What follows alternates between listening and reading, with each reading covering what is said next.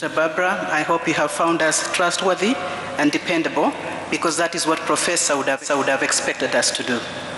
During the meetings of the committee, and I think our colleague Raf will say that, we always were saying, if Prof was here, he would have thought we were jokers if we behaved this way. So can we get a little bit more serious? So Prof was, it is true, people thought he never smiled. But in our chit-chats while we were waiting for cabinet or waiting for meetings, he was always a very humorous person, he was very kind, and he was a very, very loyal friend. Speaking from personal experience, I lost my father in 2020 October, and a year later I lost my sister.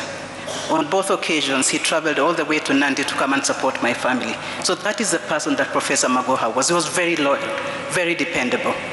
So as we mourn him, if he leaves anything behind, those of us in public service, if you can just be what he was, this country will change like you can't believe it. The other thing, apart from the integrity, the efficiency and effectiveness that Nek spoke about, this is a man that you could not fault. He would be very rough on you, by the way. Once he lost his title, and I thought he was going to beat me up. You know, he was a very heavily built man. Then he came and told me, Faridah, how can I lose my title and you're the Minister for Lands? Because we were very good friends. I asked him, Prof, can you calm down? What do you mean you lost your title? Then he said that he had gone to City Hall and found that somebody had changed his title into his name. So I told him, relax. The custodian of title to land is the national government. And for as long as I'm here, your land will not be lost. So I actually got his file, kept it in my office, and made sure that it was digitized.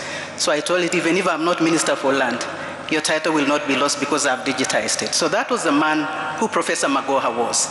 He would not have allowed you to be mediocre in the things that you did, or to take things lightly.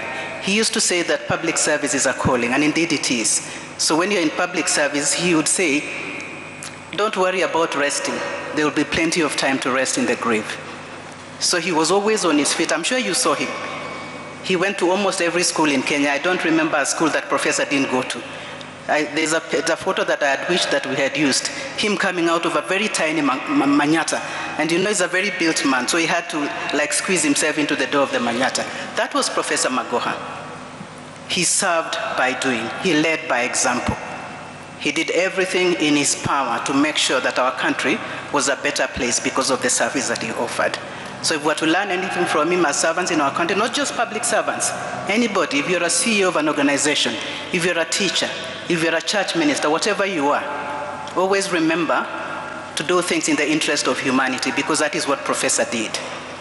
And as we all spoke and prepared for his funeral, I couldn't help but thinking, what will people say at my funeral? I think I can leave you with the same question.